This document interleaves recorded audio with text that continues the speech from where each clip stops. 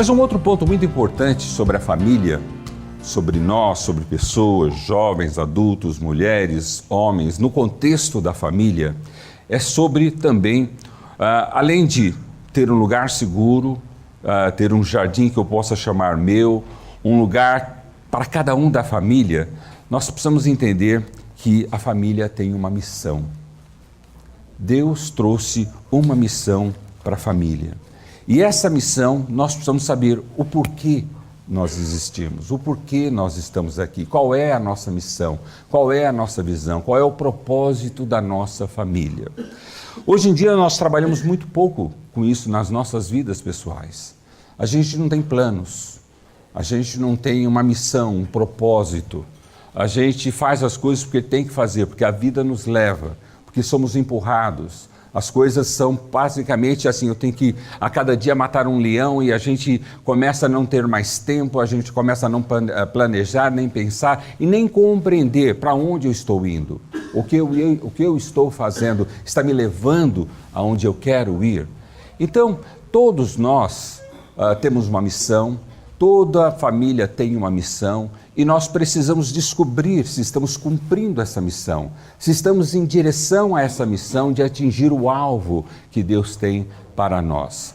E hoje em dia, isso é tão comum, infelizmente, das pessoas terem muito pouca visão de planejamento, muito pouca visão de uma missão e propósito na vida, uma razão de viver, em que as pessoas só vão vivendo, e quando olha já passou, já está numa idade, já passou a oportunidade, já passou os seus desejos, já passou os seus sonhos e você fala, puxa, eu sonhei tanto, eu desejei tanto, eu queria tantas coisas e agora já não consigo mais nada, não consigo pensar em mais nada, porque eu não consegui planejar, eu não consegui sonhar, eu não consegui visualizar, porque essa vida nos toma. Nós não temos tempo para nada, nós temos que correr atrás do dinheiro, nós temos que correr atrás de tantas outras coisas que acabamos esquecendo que a nossa vida tem uma missão, a nossa família tem uma missão e nós temos que cumprir essa missão e alcançar o nosso alvo e o nosso objetivo. Primeiro, nós vamos entender que essa é uma estratégia de Satanás. Ele quer tirar de nós a nossa visão, o nosso sonho, a nossa missão, os nossos desejos. Satanás quer nos enrolar nessa vida, quer nos embaraçar nessa vida de tal forma que você não seja mais sensível de poder ouvir a Deus e saber o que Deus tem para você, qual é a missão e a visão que você precisa ter para você e sua família. Entendendo que isso é uma estratégia de Satanás, nos embaraçar na vida, nos embaraçar nas coisas dessa vida. Não que eu não vá trabalhar, estudar, me empenhar, mas tudo isso tem que ser debaixo de uma missão, tudo isso tem que ser debaixo de uma visão e de um propósito em que eu quero alcançar. Mas quando eu perco essa perspectiva, eu estou indo para muitos lugares e lugar nenhum. Estou fazendo muitas coisas e não fazendo nada. Então é muito comum você ver pessoas adultas, pessoas já idosas que falam, olha, não fiz nada na minha vida não aconteceu nada, porque os sonhos, as visões foram deixadas. E a promessa de Deus que nos últimos dias nós teríamos visões, sonhos, esses desejos do Senhor sobre a nossa vida, isso não é uma realidade no mundo de hoje, nas igrejas de hoje, nas famílias de hoje. E nós vamos resgatar isso, resgatar essa missão, resgatar o sonho, a visão que o Senhor tem para nós. Primeiro eu preciso entender que isso é uma estratégia de Satanás. Ele quer te confundir, ele quer te atrapalhar, ele quer te jogar um monte de trabalho, um monte de responsabilidade, um monte de coisa para fazer, ou às vezes nada para fazer. E com isso, ele vai roubando o teu sonho, vai roubando a tua visão e a tua missão para a tua vida, do propósito e plano que Deus tem para você. E às vezes nós vamos vivendo uma vida que a gente não está feliz. Nós estamos vivendo uma vida familiar que nós não estamos felizes. Nós vamos vivendo de um jeito que não é isso que eu quero viver, não é isso que eu quero fazer. E a gente não consegue sair desse embaraço desse mundo e saber que Jesus morreu para nos libertar.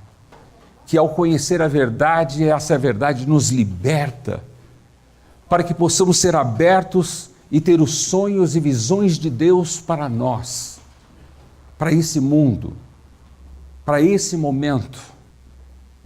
E quando eu começo a pensar sobre essas coisas e ver como isso é importante, porque isso vai conduzir a minha vida, vai conduzir o que eu faço, as decisões que eu tomo, aí sim eu vejo a importância de impedir que o inimigo me engane e entender que eu tenho que ter uma busca daquilo que Deus tem para mim, o que Deus tem para a minha família. E eu gostaria que você abrisse a sua Bíblia em Gênesis capítulo 12. É uma história que todos nós conhecemos, é uma história que é passiva no mundo evangélico, no mundo judeu, no mundo religioso, mas é uma história que nós temos que rever para entender sobre isso, o que é ter uma visão, o que é ter um sonho, o que é ter uma missão na vida. Vamos conhecer a história de Abraão nessa perspectiva, não só como um pai de uma nação que se tornou, não só como o homem que, através dele, se constituiu uma nação imensa, imensurável, universal, não somente o resultado que ele alcançou, mas como ele chegou nisso, como Abraão, e todo aquilo que foi formado através da vida dele, chegou ao resultado que hoje conhecemos, de ter formado uma nação influente, uma nação poderosa, uma nação referência, uma nação que se relacionou profundamente com Deus, teve uma experiência magnífica com Deus, uma nação em que Deus enviou o seu filho Jesus para nascer através dessa nação, desse povo dele. Então, não era qualquer nação, não era qualquer povo, não era qualquer família. Abraão começou essa família, se desenvolveu e hoje nós curtimos mais, aproveitamos mais os resultados disso tudo. E tudo isso aconteceu por causa de uma família. Aconteceu por causa de um casal, aconteceu por causa de um homem. E nós vamos olhar essa passagem com essa perspectiva, a perspectiva de um homem vitorioso, que hoje ali no céu ele pode olhar e falar, olha, realmente tudo aquilo que Deus me prometeu aconteceu. Ele já viu isso em vida presente quando ele estava aqui, a promessa de Deus se cumprindo fielmente a ele, dando um herdeiro, dando um filho, começando um povo, uma nação. E Abraão viu muitas outras coisas, mas era um homem comum, como qualquer um de nós, cheio de falhas, erros, defeitos, como qualquer marido, não lavava a louça, não ajudava em casa, às vezes abusava da esposa, brincava com a esposa, ou às vezes levava a esposa até para caminhos que não deveria levar. Mas esse homem começa a sua vida de uma forma tremenda. Veja comigo, e estamos falando agora para homens maduros, casais maduros, pessoas que já estão numa caminhada e falam assim, olha, não dá mais para fazer nada, não dá mais para mudar nada, não dá mais para pensar nada. Essa altura, tanto Abraão como Sara já tinham uma certa maturidade de idade, de tempo, mas se puseram e se colocaram a ouvir ao Senhor, a ouvir a visão que Deus estava passando a eles. Veja comigo então Gênesis capítulo 12, a partir do versículo 1 ao 3. Diz assim, então o Senhor disse a Abraão, sai da tua terra, do meio da sua parentela e da casa de seu pai, e vá para a terra que lhe mostrarei. Farei de você um grande povo, e o abençoarei. Tornarei famoso o seu nome, e você será uma bênção. Abençoarei os que te abençoarem, e amaldiçoarei os que te amaldiçoarem. E por meio de você, todos os povos da terra serão abençoados. Início do capítulo, versículo 4, partiu Abraão como lhe ordenara o Senhor. E com ele levou Ló, levou sua esposa, sua mulher, seu sobrinho, levou seus bens. Veja, essa passagem simples, mas dentro de um contexto muito grande e muito importante. Abraão vivia debaixo da sua família. Apesar de ser uma pessoa de uma certa idade, já ser casado, mas ele estava subjugado ali a viver no contexto de uma família que não era dele, um lar que não era o dele. Mas era cômodo estar ali em Ur, era cômodo estar convivendo ali naquela tribo, daquela família dele. Ali ele tinha estrutura, ali ele tinha segurança, ali ele tinha história, apesar às vezes dessa história não ser uma história muito condizente com o que Deus queria. Mas Deus também, em algum momento, fazia parte da história de algumas pessoas ali, daquela área e daquela região. Mas Deus achou em Abraão alguém fiel. Deus achou em Abraão um homem maduro, Sara uma mulher madura, em que ele poderia fazer algo tremendo, desafiador, algo fora do comum, algo totalmente diferente. E essa relação entre Abraão e Deus não era uma coisa que surgiu ali, mas provavelmente alguma coisa que ele já cultivava na sua relação com Deus, já cultivava ali na sua forma de se relacionar com ele. Mas de repente Deus chega para Abraão, que estava confortavelmente na sua tribo, na tribo dos seus parentes, ali na sua estrutura já muito antiga de família, de lar, de casa, mas que não era sua. E Deus desafia e dá uma visão a esse casal maduro para que eles façam algo muito diferente. Muito diferente. Veja, então o Senhor disse a Abraão, quando essa palavra nos traz que então o Senhor disse a Abraão, havia um relacionamento ali. Então disse, quer dizer, havia algo que estava já acontecendo entre Abraão e Deus, entre Abraão, Sara e Deus, entre esse casal maduro e Deus.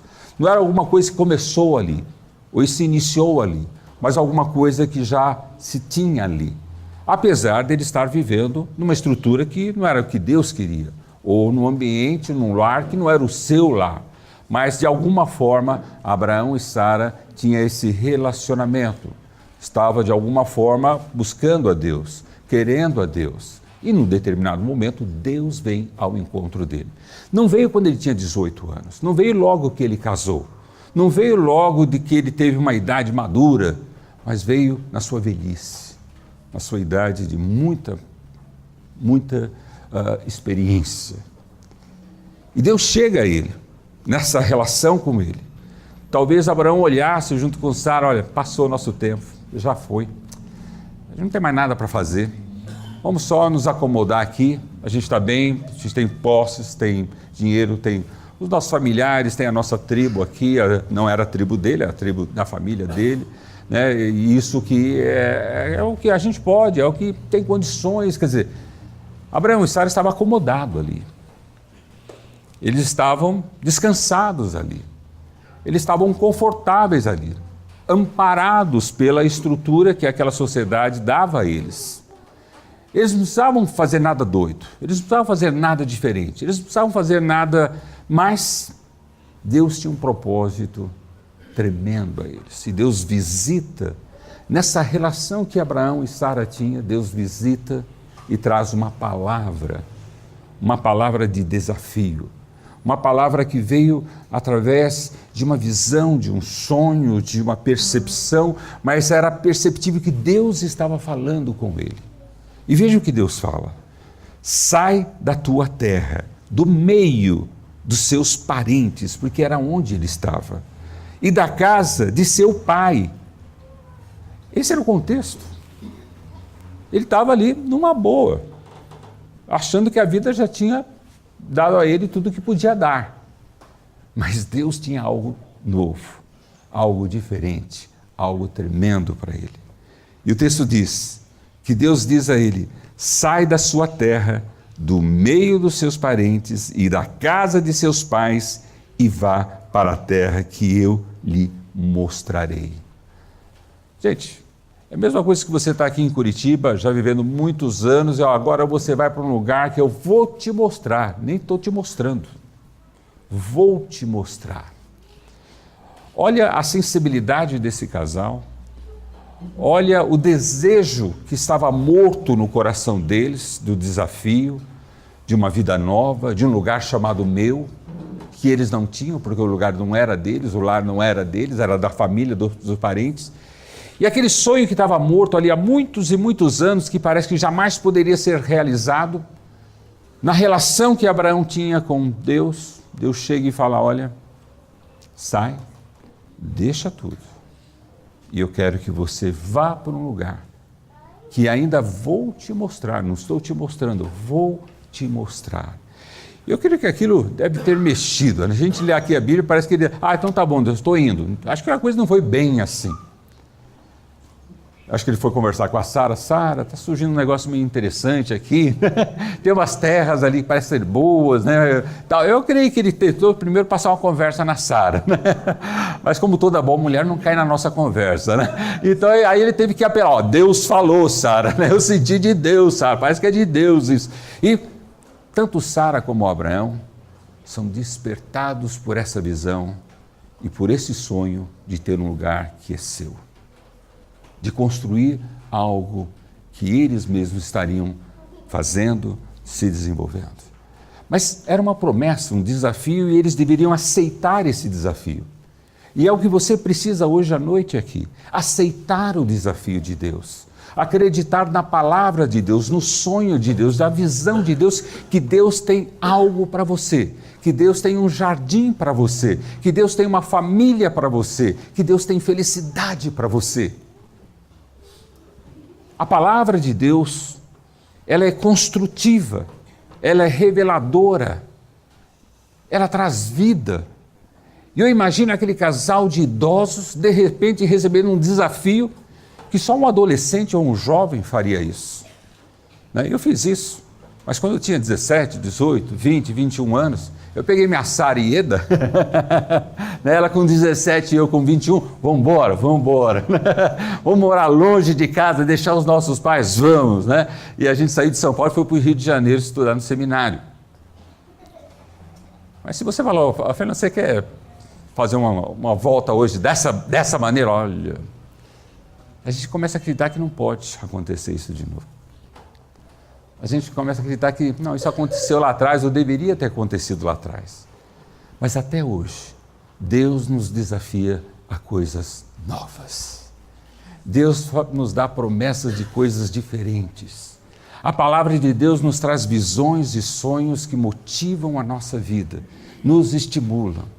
É isso que nos motiva e nos torna jovens. É o Espírito Santo em nós, vivificando a nossa vida, quando nós nos conectamos com Deus e acreditamos na palavra de Deus, acreditamos na visão de Deus e nos dispomos a obedecer, porque sem obediência nada acontece.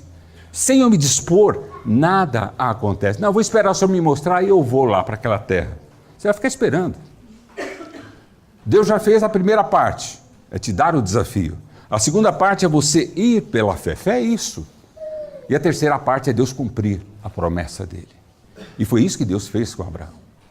É isso que Deus faz com cada um de nós, não importando a idade. E aqui nós estamos tratando de um casal maduro, bem maduro, que tudo era impossível. Sair das estruturas que eles tinham, constituir uma família, filhos, só se a gente adotar ou assumir um escravo. Quer dizer, como é que eles podiam lidar com tudo isso? Eles não racionalizaram. Eles não ficaram pensando, será que dá, será que não dá, será que é, será que não é? Não, eles só obedeceram.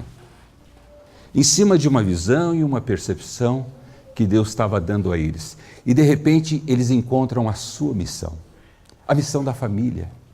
A missão do casal em constituir um lar chamado seu. Um jardim para se plantar e se regar.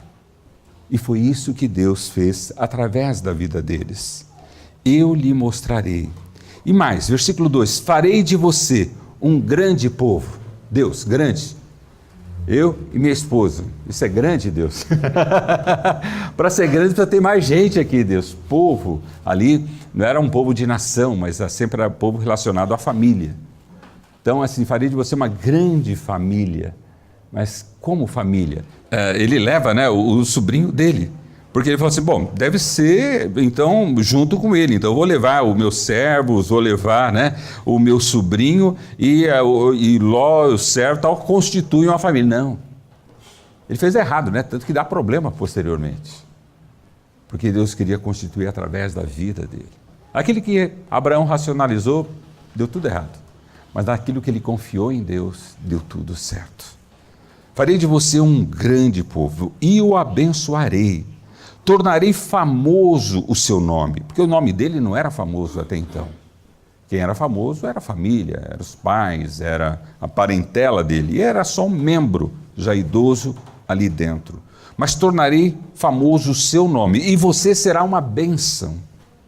Abençoarei os que te abençoarem, amaldiçoarei os que amaldiçoarem, e por meio de você, todos os povos da terra serão abençoados. Que maravilha! Que promessa! Que desafio! Aquele casal que já estava acomodado, talvez na cadeirinha de balanço, quem é, esperando os dias passar, né? Ou na redinha, né? Ou aquela coisa toda, de repente Deus os visita. Através de uma visão, um sonho, uma percepção, mas eles entenderam como voz de Deus para a vida deles um desafio de fé, de ter o seu próprio jardim, de ter a sua própria família. Sabe, Deus quer resgatar até nas pessoas mais idosas, mais experientes, com mais idade, esses desafios da fé que Ele tem para cada um de nós. Nós vivemos fé em fé, irmãos. Nós, enquanto estamos nesta terra, há uma esperança, há uma fé que Deus quer desenvolver em você. E Ele quer visitar os jovens, os idosos, Ele quer visitar o marido, a esposa, os filhos, para que com essa visão Ele possa ir estendendo o reino dele e levando pessoas para os céus. Então, quando nós olhamos para a nossa vida, e aqui nós estamos tratando de uma pessoa madura, vendo que não importa a idade, não importa o momento em que você está, mas se você está se relacionando com Deus, Deus tem um desafio a você. Deus tem uma missão para você, para a sua família e para a sua vida. E nós precisamos começar a sonhar, a visualizar. Então, meus filhos já sabem que eu sou assim. Pai, qual é a próxima missão? Missão impossível, né? Qual é a próxima visão, né? O que o senhor está planejando? Qual é a próxima doidura que o senhor tem na cabeça, né? E porque se você se permite Deus atuar na sua vida, Ele vai te levar por caminhos assim impossíveis. Eu lembro que eu pastoreava uma igreja no Mato Grosso. Mato Grosso já é longe, Mato Grosso do Sul, né? A fronteira do Mato Grosso é mais longe de tudo, né? A própria capital, a própria qualquer coisa. Então a gente morava bem ali perto da fronteira de São Paulo, quer dizer, no lugar de nada, né? Mas uma cidade muito abençoada, rica para nós, de experiência, né? E eu estava pastoreando lá, era jovem, eu e a Ieda, nós tínhamos 2 crianças pequenas, e Deus me deu uma visão ali, né? Ele falou, olha, você vai, por algum motivo, por alguma razão, que lógico que depois isso foi mostrado, né? Eu fui professor de teologia por mais de 20 anos, 25 anos, né? E trabalhei em algumas faculdades, mas assim, naquele momento que nós éramos jovens, éramos limitados em tudo, em recurso, em oportunidade, em alcançar, não tinha nem faculdade na própria cidade, né? Mas Deus nos deu uma visão falando assim, você vai para fora estudar. Na hora que eu entendi aquilo, eu falei, como assim para fora, né? Só se for fora de casa, né? Não, você vai para fora, né, do país estudar. Mas como eu vou para fora do país estudar, né? Eu não sei a língua, né? Eu só sei português e olha lá, né? Aquela coisa toda. Não, mas você vai para fora, vai estudar, vai se preparar para poder atuar mais, né? Aquilo trouxe uma sensação tão gostosa. Falei, puxa, mas como? De que forma? Ninguém me conhece, estou no final de tudo aqui, né? Não estou ligado a nada. Como isso pode acontecer? Eu lembro que tinha um missionário inglês que estava trabalhando na região, um trabalho pioneiro ali, ele e a família dele, e eu resolvi compartilhar com ele, né? Falar, irmãos, eu não sei como, né? Mas assim, o que eu sinto é que Deus está querendo que eu me prepare melhor, que eu possa me dedicar mais ao ensino e ter mais condições, e eu sinto que Deus vai me levar para fora, né? Aquele missionário me deu o maior incentivo, falando o seguinte, você nunca vai. Você não tem condições de ir, você não sabe falar inglês, né? Você está aqui no final do mundo, você não está fazendo nada relacionado a isso, como Deus vai te levar? E deu risada para minha cara. Eu saí para lá e falei, nossa, que maravilha, né? Maior estímulo, né? Maior impulso, né? A pessoa mais próxima que eu podia imaginar que poderia, né, me dar uma luz na coisa, né? Mas a luz que ele me deu foi o desafio de acreditar que Deus podia fazer algo. E Deus me abençoou tanto e nos abençoou tanto ali naquela igreja, juntamente com a igreja, né? A igreja era abençoada e Deus estava nos abençoando ali, que dali nos levaram para a capital, para ensinar no seminário e trabalhar num programa de televisão e depois, posteriormente, de rádio, que a denominação tinha ali. E, de repente, eu saí do meio do mato, fui para a capital e da capital comecei a trabalhar com televisão e rádio, e dando aula no seminário, depois me tornei deão do seminário, professor do seminário, e aí, de repente, eles precisavam de um aluno, selecionar no Brasil 5 pessoas para poder estudar fora, né, ter uma bolsa de estudo para fora, né? Bom, continuava não tendo a língua, continuava não sabendo inglês, né, mas já estava mais perto de alguma coisa daquilo que Deus tinha programado. Mas, encurtando a conversa, claro, entrei numa escola de inglês para aprender rápido, né, e ver o que acontecia, mas assim, diminuindo muito a história, Deus nos levou para a Inglaterra e Deus nos proporcionou condições de poder fazer pós-graduação, mestrado, estudar. E depois eu me encontrei com aquele missionário lá na Inglaterra, ele foi me visitar lá. Claro que eu não ri na cara dele, né, irmãos? Seria muito chato, né? Mas que eu dei uma risadinha assim, né? Olha eu aqui, né? E quantas vitórias, quantos sonhos Deus já realizou, quantos sonhos Deus vai realizar na minha vida ainda. Só depende de eu me dispor, me relacionar, ouvir a Deus, estar sensível àquilo que Deus tem e aceitar o desafio dele. Deus tem sonhos para a minha vida, para a vida da minha esposa, para a nossa família. E isso é que nos guia, nos dá a missão do propósito, porque Deus tem nos deixado aqui e o que Deus nos quer. Bom, conhecemos rapidamente a história de Abraão, estou encurtando, mas dá para entender como até nesta idade ou qualquer idade o Senhor pode revelar e trazer desafios e visões e fazer coisas tremendas. Deus cumpriu tudo aquilo para Abraão e Sara. Deus literalmente superou as expectativas que o próprio Abraão e Sara poderia. Não só posterior à sua morte, mas antes deles morrerem, eles viram muitas dessas coisas já acontecerem na vida dele.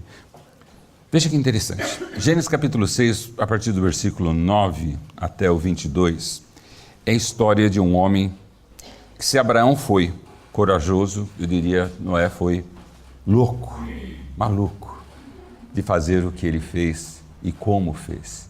E não fez sozinho, fez com a família, com a esposa e com os filhos. Mas veja por que isso aconteceu na vida de Noé. Dele não só se salvar, mas salvar a humanidade, ser o plano salvador da humanidade, ali de Deus. Mas esse homem, juntamente com a sua família e seus filhos, eram compromissados, comprometidos. Mediante a uma nação tão corrupta, como é enfatizado em todo o texto, que a humanidade estava a um ponto pior do que está hoje o Brasil.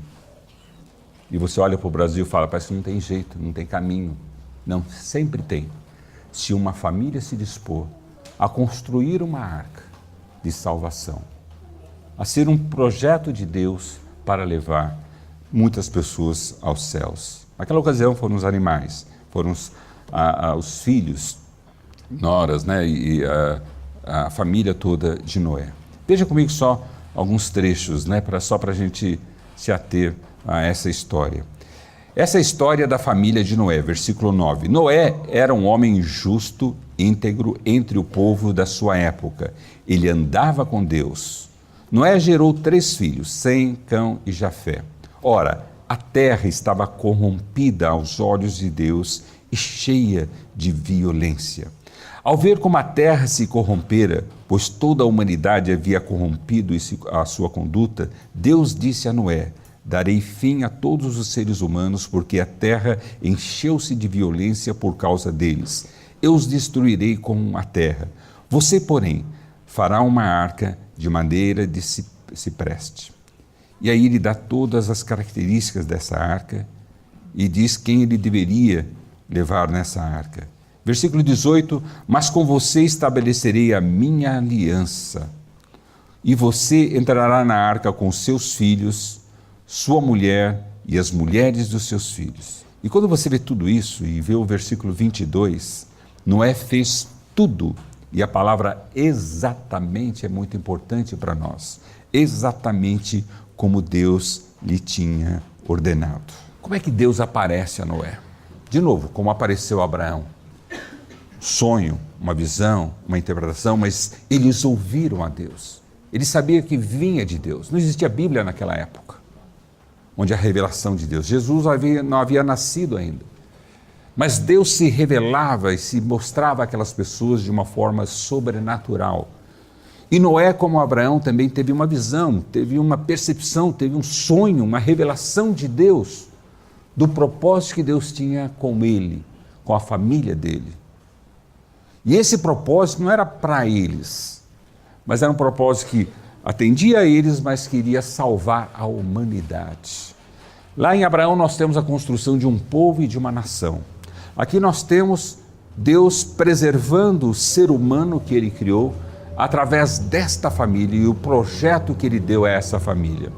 Imaginar que as condições em que essa arca foi construída, entender as características e compreender que não haveria razão de se construir algo como foi construído, aonde foi construído, que não dá tempo de nós conversarmos sobre isso, e entendermos que aquilo era uma coisa impossível, era uma coisa insana, era uma coisa que não poderia pensar. Então, por isso que todos os filmes que você assiste de Noé, você vê que aquele povo ao redor dele era corrompido, bárbaro, mas eles também zombavam daquela família, do projeto daquela família.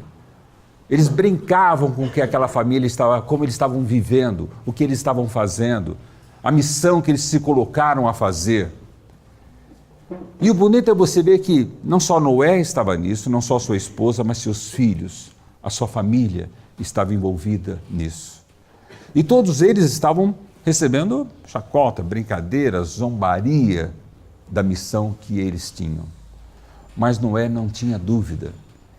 E Deus foi até Noé, vendo nele, a pessoa em que ele faria essa obra, porque Deus vê no versículo 9, Noé era um homem justo, íntegro, entre o povo de sua época. Sabe, nós precisamos de homens íntegros. Nós precisamos de homens justos, pessoas que realmente se importam com isso, que isso faz parte do seu caráter e da sua natureza, se não natureza natural, natureza em Cristo, essa vida íntegra, essa vida justa. E quando Deus se revela e traz uma visão, traz essa percepção a Noé, porque o coração de Noé, e essas qualidades são mostradas para nos mostrar que Deus consegue se relacionar com Noé porque ele era assim.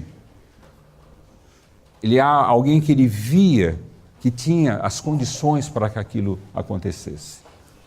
E interessante que Deus não pega e salva só Noé, só sua esposa, mas seus filhos, suas noras, quer dizer, a família, e resgata a natureza, os animais, e faz daquela família uma missão impossível. Noé poderia falar, mas Deus, para que eu vou fazer uma arca? Qual a razão de ter uma arca? Aqui não tem rio, não tem mar, não tem nada assim, quer dizer, qual o motivo disso tudo? Nós vamos investir quanto tempo para fazer isso? E não foi semanas, nem dias, foram muito tempo. E toda a família trabalhando em cima de uma missão, de uma visão e de uma percepção. E você vê que eles conseguem construir a tempo. Eles conseguem salvar e, com a ajuda de Deus, trazer os animais e salvar-se a si mesmo e assim salvando a humanidade e trazendo uma nova aliança de Deus com o ser humano. Veja, através de uma família que se dispõe à missão de Deus, à visão de Deus. Então, a gente vê assim, será que a minha família tem um propósito? Será que ali Abraão e Sara era mais fácil eles se ajustarem e concordarem e vamos. Mas aqui nós estamos falando de uma família, pai, mãe, filhos, nora, coisa bem complicada, mas veja que interessante que Deus tem um propósito familiar. E através desse propósito familiar, Ele vai salvar a humanidade e tudo aquilo que Ele criou. Será que a nossa família tem uma missão? Será que eu fui chamado por uma missão? Eu tenho uma visão? Será que eu estou dentro da visão e missão da minha família? Será que nós estamos andando juntos, caminhando, fazendo alguma coisa juntos? Do que é o plano e vontade de Deus? Ou será que cada um na família anda para onde quer? Vai para onde quer, aonde deseja? E nós não temos alguma coisa comum. Precisamos, enquanto família, ter uma missão comum, uma visão comum, algo que Deus nos dá em conjunto, para realizarmos juntos. Pode ser criança pequena, criança grande, adolescente, jovem, mas enquanto constituir aquela família, Deus tem uma missão para a família, para envolver toda a família naquela direção e naquele propósito.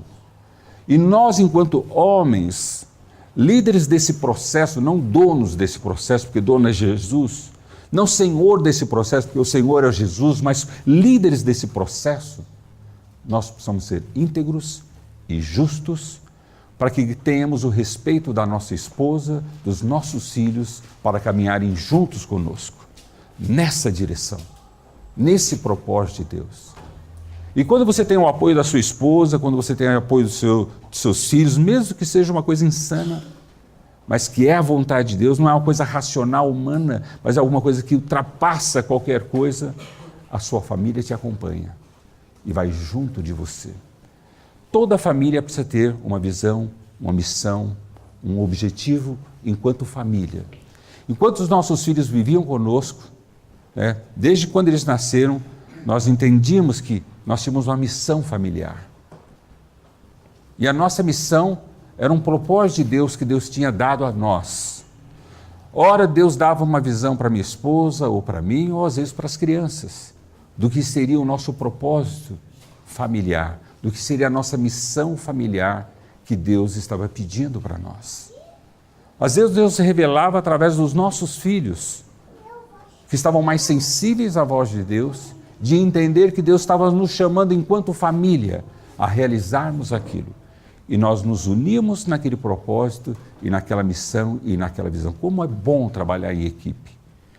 Como é construtivo você ter uma família que não só está num lugar junto, mas vive junto, trabalha junto, tem uma resposta de Deus juntos. Porque esse é o propósito de Deus. Deus quer usar a família, que a família possa ter uma revelação da sua missão. Nós temos famílias que se unem para serem hospitaleiras, receber as pessoas. Nós temos famílias que se unem para ofertar. Nós temos famílias que se unem para ajudar uma creche, ajudar um orfanato. Nós temos famílias que se ajuntam para ajudar missionários ou obras. Nós temos famílias que ajudam para trabalhar na igreja ou servir. Mas tem que ser alguma coisa em família. Às vezes o que nós fazemos com a obra de Deus em família é ficar falando mal do pastor, da esposa, dos filhos, do líder, da igreja, é isso. Quer dizer, nós nos unimos para nos destruirmos, em vez de nos unirmos para construirmos o que nós vamos fazer, o que nós, enquanto família, podemos ser uma arca para alguém, receber alguém, ter alguém. Nós tivemos outros jovens conosco, outras pessoas que moraram conosco, que foram recebidos por um tempo, porque nós entendíamos que, como família, e aí tinha que dividir quarto, dividir às vezes a pouca comida, às vezes nós tínhamos que compartilhar roupa, mas era juntos. Às vezes não dava para sair, ou os passeios tinham que ser diferenciados, porque o custo era diferenciado, mas nós fazíamos juntos. Às vezes as meninas tinham que dividir o quarto, às vezes o meu filho tinha que dividir o quarto, mas nós fazíamos juntos. Entendíamos que a hospitalidade no nosso lar era a missão que Deus tinha nos dado naquele período, naquele momento da nossa vida. Mas outras coisas Deus tem desafiado a nossa família até hoje, né? Nós, enquanto família, já trabalhamos em orfanato, ajudamos e sustentamos parte dessa obra, em que todos nós, membros da nossa família, os nossos filhos, a nossa nora, nossos genros, participam dessa missão em conjunta para ajudar, estar envolvido numa missão familiar. Hoje, assim, mês que vem, esse mês agora de junho, nós vamos alcançar mais uma missão familiar, que nós trabalhamos durante 1 ano e meio. E como família, mesmo nossas 2 filhas morando fora do país e o nosso filho aqui, né, e a gente lá no interior, nós nos reunimos por esse sistema maravilhoso, né, do Skype, né, e conversamos, e num projeto familiar estamos fazendo algo por alguém.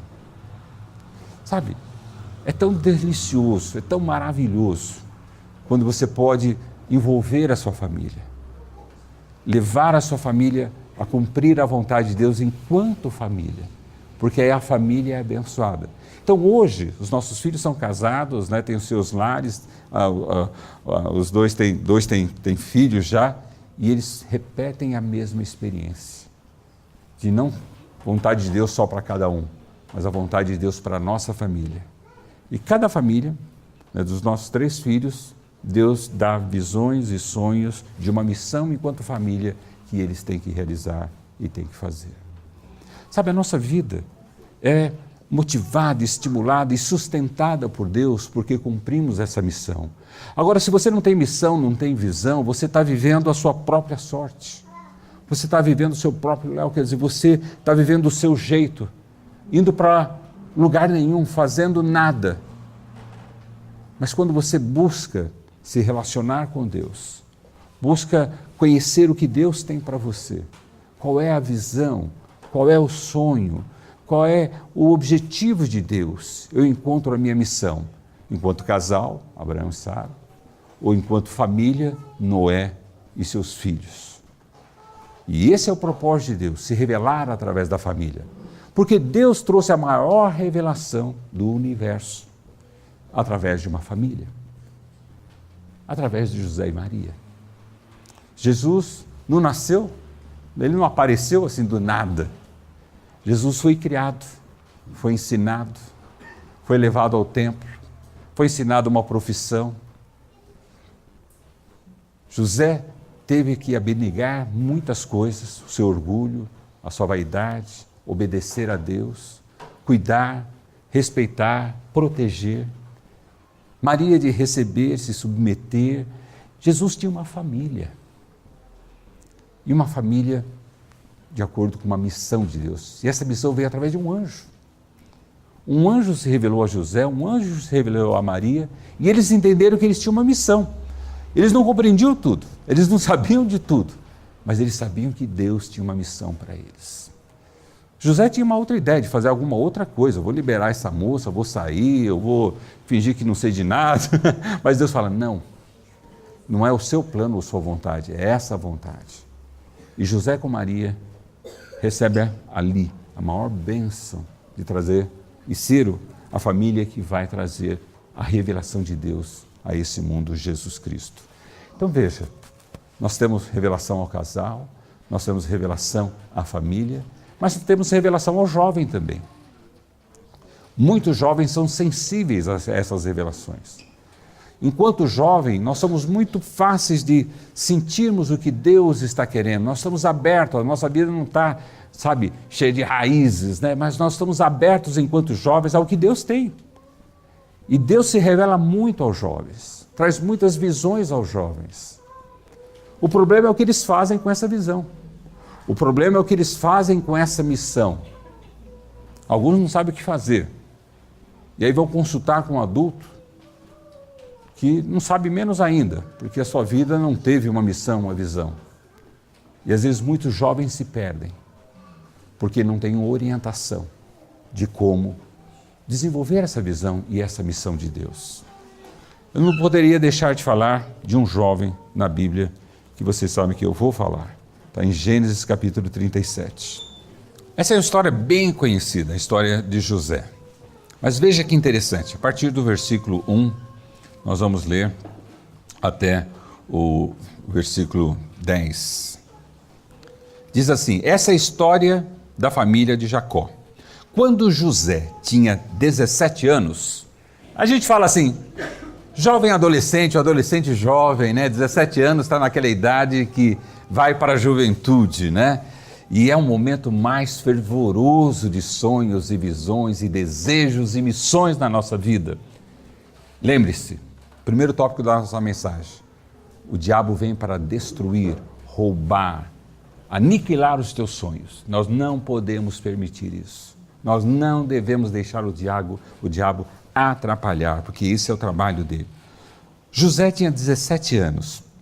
Ele pastoreava os rebanhos com seus irmãos, ajudava os filhos de Bilá e os filhos de Zilpa, mulheres de seu pai, e contava ao pai a má fama deles. Além de tudo, era dedo duro, né? Era um típico jovem adolescente, né? que aprontava. Ele tinha razão de aprontar, era o queridinho do papai, da mamãe, era o protegido, aquela coisa toda, que é o que a gente vai ver, né? Versículo 3, ora, Israel gostava mais de José do que de qualquer outro filho, porque lhe havia nascido na sua velhice. Por isso mandou fazer para ele uma túnica longa. Então, imagina, ganha roupa nova, de marca, né? É o queridinho, dedo duro, né? Típico adolescente. Quando não tinha iPad naquela época, né, gente? Nem smartphone, senão ele daria também, né? Mas quando seus irmãos viram que o pai gostava mais dele do que de qualquer outro filho, odiaram-no e não conseguiam falar com ele amigavelmente. Veja que ambiente familiar maravilhoso, não é? Que ambiente familiar nós temos aqui? Começa a história de um jovem, dedo duro, queridinho do papai, Mauricinho, né? Lá em São Paulo a gente fala Mauricinho, né? Que ele gosta de se vestir bem, na moda, tal, tênis e tal, smartphone. E ajudava ali o papai, né? Mas na verdade ele era o queridinho do papai, porque era o mais jovem, ali o mais novinho, o que veio na sua velhice. Então o pai tinha uma queda por ele, né? E a gente vê que isso começa a complicar. Na família nós precisamos ter um equilíbrio de amor e interesse entre os filhos. Não podemos ter predileção por filhos. Você fala assim, mas tem pai que tem isso? Tem muito pai que tem isso. Que não sabe conter o que é ter uma identidade do amor. E confunde às vezes que você se identifica mais com o filho, mas não é que você ama mais aquele filho. Nós precisamos amar a todos os filhos. Algum filho vai se identificar mais com você, ou com ela, ou com ele mesmo, mas essa identificação é só uma coisa de ser diferente, ou ser igual, ou ter algumas características, mas o amor do pai deve ser semelhante para todos os filhos. Porque o grande conflito do jovem é quando ele se sente que ele não é querido, que ele não é amado, ou quando ele é super amado, que nem no caso de José. E fazia da personalidade dele ser uma personalidade de dedo duro.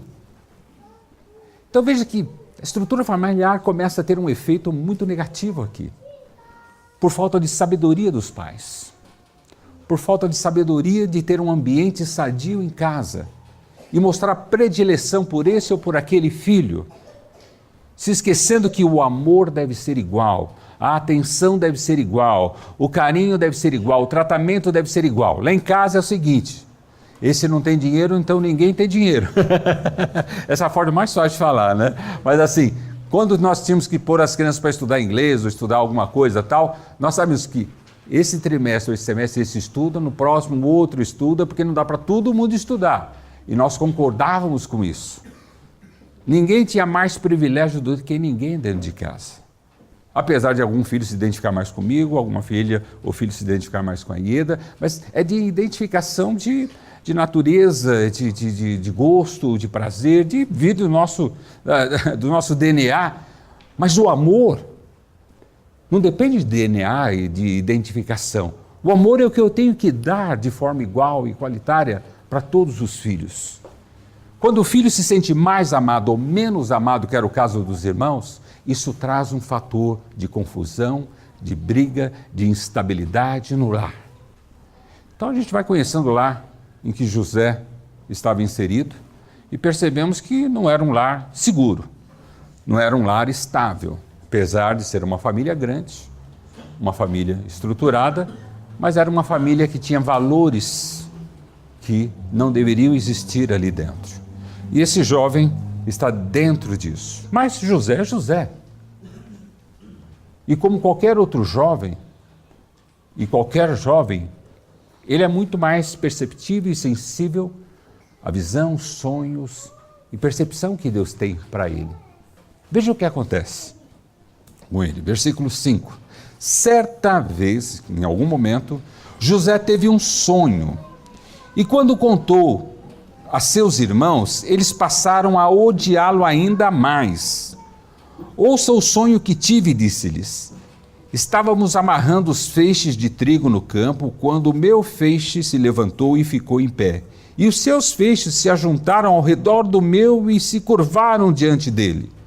Seus irmãos lhe disseram, então você vai reinar sobre nós? Quer dizer que você vai nos governar?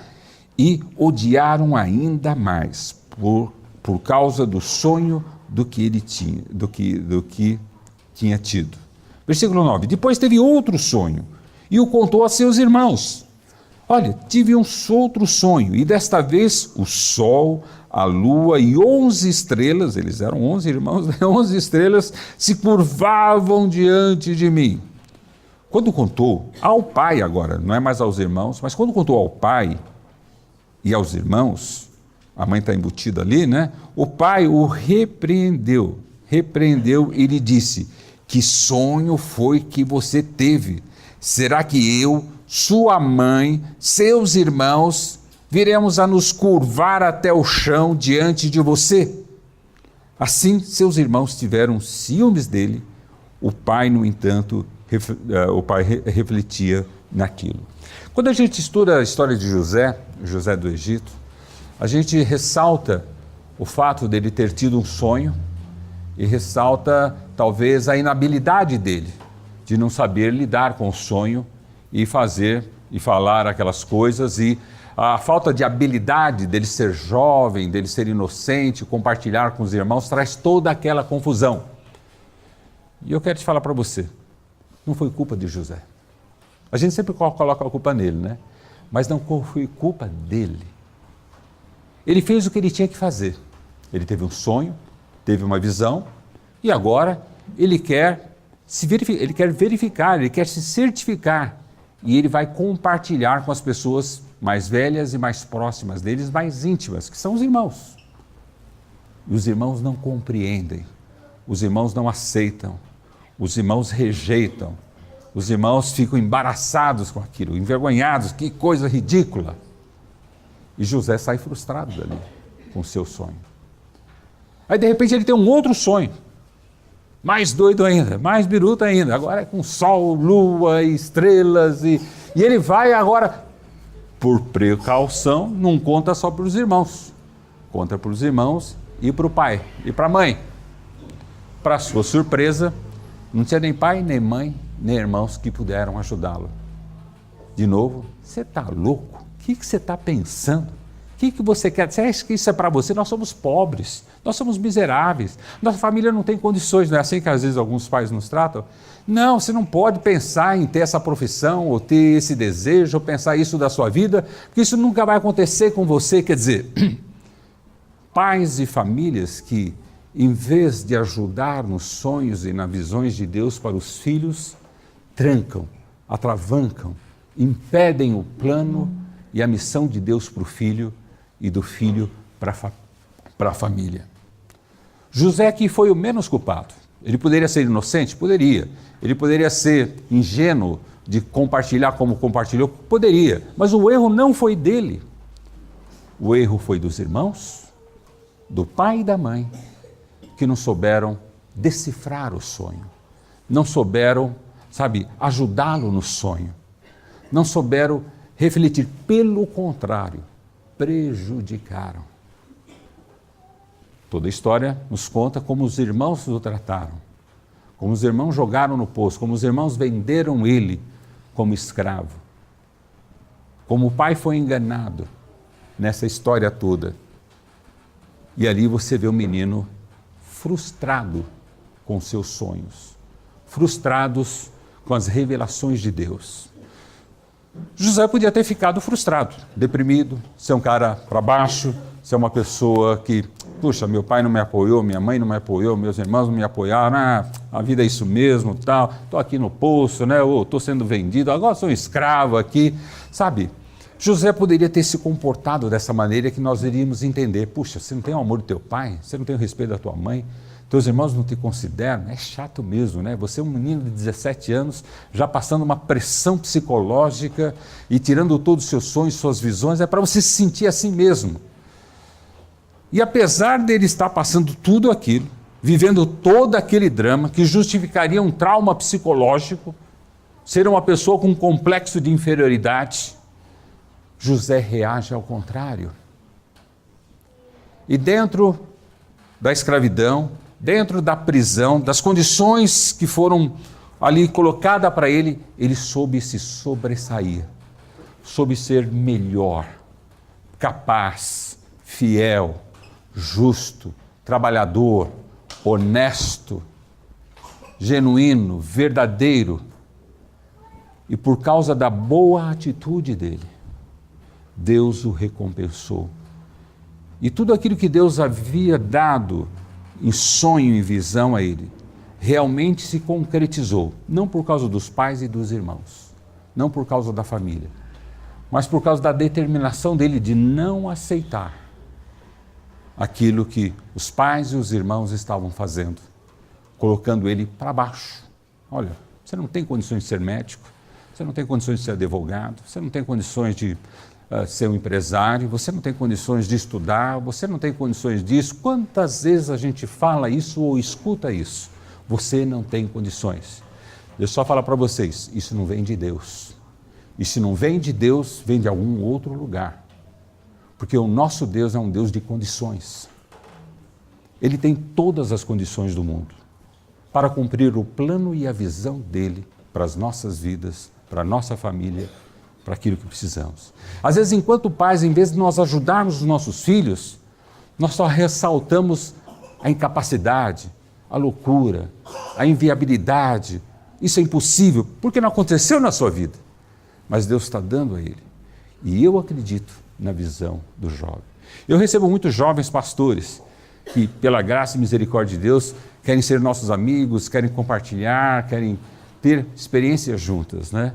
E a primeira experiência deles, quando eles vêm conversar conosco, é assim: puxa, acho que o pastor não vai gostar do que eu vou falar, né? Mas Deus me chamou para isso. Aí eles ficam esperando que eu vou dar uma bronca. Meu irmão, que não é isso, que você é louco. Eu falei, cara, que maravilhoso, Deus vai te dar tudo isso, que bom, então vamos trabalhar, né? Então vamos ter que estudar a Bíblia, vamos ter que orar, vamos ter que se dedicar, vamos ter que economizar, vamos ter que investir na família, na saúde e tal. E aí a gente começa a trabalhar nos sonhos e visões que Deus deu para aquele jovem pastor, para aquela pessoa. Sabe, nós não podemos ser destruidores de sonhos, pais e mães. Deus tem um plano especial para o seu filho, que talvez vai ser diferente do que foi o seu. Mas Deus tem. Agora, se você inibe esse sonho, agora, tem sonho que não é sonho, é ilusão. Né? Tem sonho que não é sonho, que é perturbação. Mas tem sonho e bons sonhos que vêm de Deus. E eu acredito nos sonhos que os jovens recebem, de grandes desafios para esse mundo, para esse Brasil. Quem imaginaria que esses jovens aqui de Curitiba poderiam fazer alguma coisa como eles têm feito? Quem poderia imaginar, gente? Né? Você vê que até esses políticos estão zombando da juventude, da justiça jovem do nosso estado aqui. São os jovens que se levantam com coragem e disposição e capacitados para fazer uma obra que nenhum marmanjão já fez aqui no Brasil. Ninguém fez. E jovens estão se levantando, não só em Curitiba, mas em outros lugares também. Se levantando contra tudo isso que está errado no nosso país, para nós termos um país melhor. Eu acredito no jovem. Eu acredito no sonho dele, naquela visão que Deus tem dado a ele. E eu tenho que ser um suportador, eu tenho que abastecê-lo, eu tenho que incentivá-lo, a ajudá-los. Por isso precisamos de homens de visões, sonhos, jovens capazes, para levar a obra de Deus avante, fazer mais do que nós fazemos. Eu sempre falo para os pastores amigos, olha, vocês têm que ser melhores do que nós. A nossa geração chegou até aqui, vocês têm que ir até ali. E vocês têm que ser mais preparados, mais capacitados, prontos a responder a isso aí. Sabe, Deus tem jovens nessa igreja. Esses jovens precisam ser felizes, não podem ser escravizados, não podem ser jogados no poço, não podem ser vendidos, não podem ser frustrados. Nós temos que incentivá-los e apoiá-los. E começa dentro de casa. Começa dentro do nosso lar. Eu gosto de sonhar com os meus filhos. Com a minha esposa nem se fala, né? A gente sonha direto. Mas eu ensinei meus filhos a sonharem, a terem visões, a serem sensíveis a isso. E vira e mexe, eles estavam no nosso quarto, ou a gente estava no quarto deles, deitados, ensinando a sonhar. Vamos pensar. Vamos deixar Deus falar. Vamos ver o que Deus pode. Nós temos que incentivar os nossos jovens, os nossos filhos a sonharem, a terem visões de Deus, de plano de Deus, de vontade de Deus para a vida dele. Não o que você quer, mas o que você acha que Deus quer para você. O que você acha que Deus tem para você. E nós começarmos a sonharmos e desejarmos essas coisas juntos. Então hoje, quando um dos nossos filhos tem uma necessidade ou surge uma situação, eles nos ligam: pai, precisamos sonhar junto de novo. Vamos sonhar junto. E eu sonho com eles uma casa, um carro, um estudo, um aumento, uma promoção, uma missão, uma ajuda, uma oferta, ser hospitaleiros. E nós sonhamos essas coisas. É tão maravilhoso ver essas coisas sendo concretizadas e realizadas. Nós temos que, sonhar é viver pela fé, na confiança da palavra de Deus, como Deus falou a Abraão: vai, olha, vai para lá, você nem sabe onde você vai. É como ele falou para Noé: constrói, né? Não procura entender por que constrói. Deus precisa de homens e mulheres prontos a isso. Nós não podemos ser instrumentos do inimigo para frustrar nem os nossos, nem dos nossos filhos, nem das nossas esposas. Muitas pessoas acham que tudo vira em função do que eu sou, do que eu faço e para a minha vida. Sempre sonhei junto com a Ieda. Não porque a gente dorme juntos, mas porque Deus tem planos e missão para a vida dela. Deus tem realizações pessoais em que só ela pode fazer. Só ela tem capacidade para fazer. E é meu papel enquanto marido, não só sonhar junto com ela os desejos que Deus tem colocado no coração dela, dos planos dele para a vida dela, mas de apoiá-la, de incentivá-la e de ajudá-la. E através disso ela tem ajudado centenas de pessoas, ajudado muitas organizações cristãs, porque ela tem o suporte, ela tem a base dos seus sonhos. Os meus sonhos, ela que me suporta, ela que me sustenta e me acompanha nas minhas loucuras. Quando eu falei para ela: olha, vou estudar fora, né, só tem uma implicação, vou ter que deixar o emprego, deixar o salário, deixar a igreja, deixar tudo, né? E a gente vai receber um tiquinho de dinheiro para viver lá. Você topa? Se você acha que é vontade de Deus para a sua vida, topa. E ela foi comigo, levou as crianças, ficamos quase doentes, mas Deus nos restaurou e nos abençoou muito ali. Sabe, Deus tem loucuras santas para você, missões santas, visões santas, e nós precisamos estar sensíveis a isso. Compartilhei com vocês 3 situações diferentes, em que mostra e dá essa visão da família com uma missão. Um casal com filhos e um jovem. Um casal com uma certa idade extremamente avançada que iria criar uma nova nação, criar um novo povo. Uma jovem família, uma família estruturada que iria salvar a humanidade e a criação de Deus. E um jovem que poderia ser nada, se tornar um príncipe em Israel, um governador, no Egito, um príncipe no Egito, sabe, um governador do Egito, respeitado até hoje a sua história e os seus feitos. Daquele jovem que ninguém deu valor para ele, para os seus sonhos, para as suas visões se tornar. E é interessante que no final da história, não é lindo, né, como ele trata a família, como ele trata o pai, trata os irmãos. É com raiz de amargura? Não, é perdoando. E ele não estava perdoando ali, ele já tinha perdoado. Ele já tinha perdoado. Ele teve a atitude de perdão ali. Ele promoveu uma situação de atitude para que o perdão acontecesse, mas no seu coração já estava perdoado. Porque se ele levasse a raiz de amargura, ele não ia ser o que ele foi.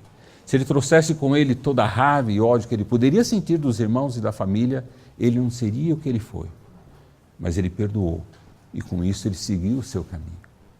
E você vê como o livro, a história de José, não se encerra como um grande herói. Para mim, ele é um grande herói que reconstruiu a família dele e fez com que a família voltasse a ser construída em cima de patamar que daria razão a uma nação. E através daquilo que José fez e promoveu, ele deu continuidade àquilo, né, que realmente estava ali acontecendo e se tornou um grande povo no Egito. E através desse grande povo, uma grande nação posterior. Aquele menino estava certo. ele tinha a visão certa, tinha o sonho certo. Só a família que não foi muita coisa para ele. Mas ele não guardou amargura nem ressentimento. Ele insistiu no propósito de Deus. E mais do que isso, ele restaurou a família. Restaurou com seus irmãos e com seu pai. E assim eles puderam crescer e ser uma grande nação. Então, meu jovem, meu casal, minha família, que nós possamos entender que, como eu disse no início dessa mensagem, que o inimigo tem um propósito: roubar os seus sonhos, a sua visão, a sua missão. Esse é o propósito dele. Ele vai te embaraçar nesse mundo e nessa vida para que você não pense nessas coisas. Pare e pense. Parar e pensar é refletir no Senhor e começar a ter um relacionamento com Deus através de Jesus Cristo, que morreu na cruz por cada um de nós. Derramou seu sangue e pagou esse preço para que nós pudéssemos nos relacionar com Ele e assim resgatar a nossa vida, os nossos sonhos, a nossa visão e a nossa missão.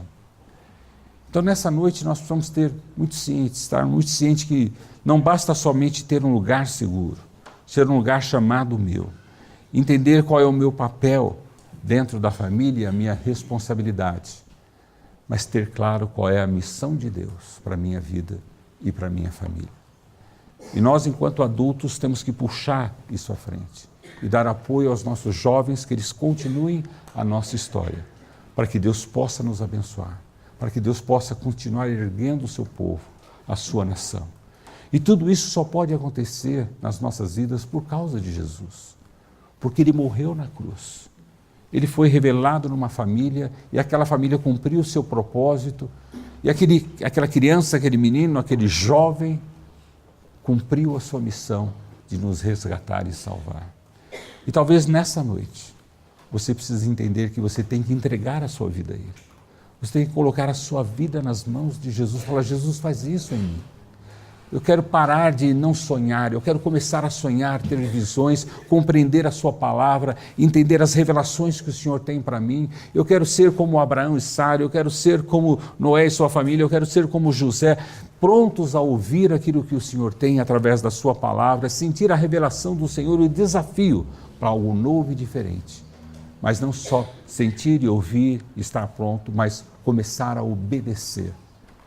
Porque no nosso meio falta muita obediência e por isso que a gente não alcança. A gente conhece muitas coisas, mas obedece muito pouco.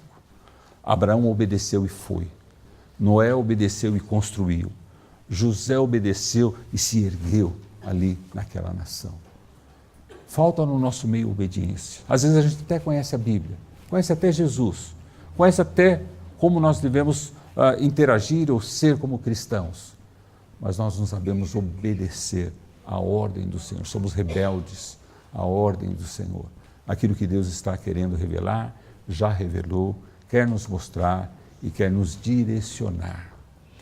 E nós só podemos alcançar isso se permitirmos que Jesus entre na nossa vida.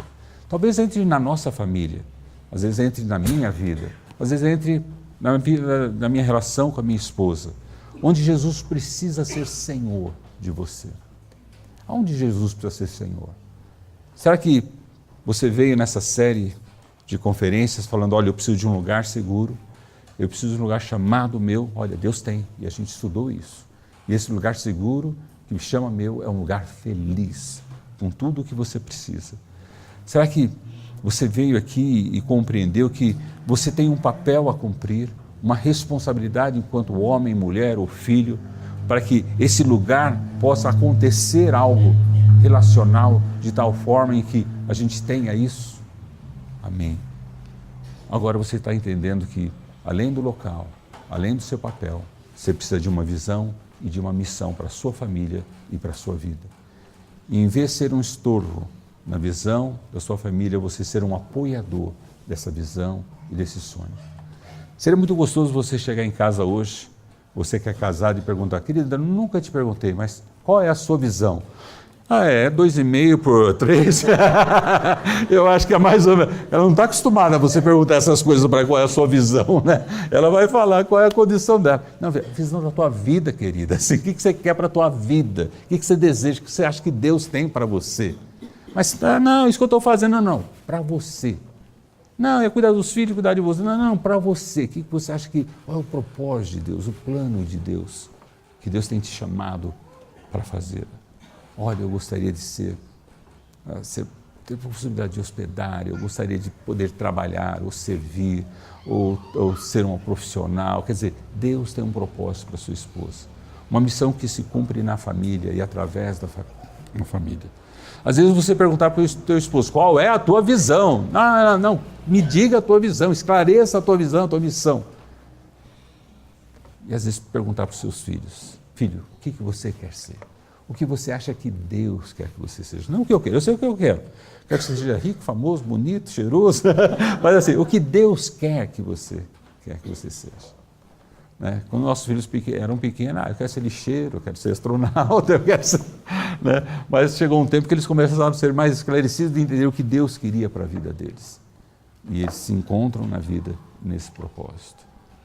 E você, jovem, perguntar, que eu posso ajudar o meu pai e a minha mãe na visão de família enquanto eu sou um suporte para eles aqui? Qual é a missão do meu pai? Qual é a missão da minha mãe? Qual é a missão da nossa família? Porque a tendência dos jovens é querer sair disso, mas nós temos que aprender na família a trabalhar em missão. Depois, quando eu tiver a minha família, eu já vou saber fazer isso, vou já estar apto a isso. Que Deus nos ajude, que possamos sair desses momentos de estudo da palavra de Deus, ciente de que Deus tem o melhor para nós, o melhor, que tem um propósito, que tem um plano. E esse plano é para ser feliz, alegre, é um lugar gostoso, seguro para cada um de nós. E entender que na palavra dele, nós encontramos toda a orientação e direção que precisamos. E na pessoa de Jesus, nós encontramos essa relação que nós necessitamos para nos relacionar com Deus e relacionar com o próximo, para vivermos uma vida segundo o seu propósito e segundo a sua vontade. Talvez hoje você queira restaurar o seu casamento. Como você lida com a sua vida, você e a sua esposa, e ser um Abraão e Sara que vamos pensar juntos agora, vamos sonhar e viver juntos.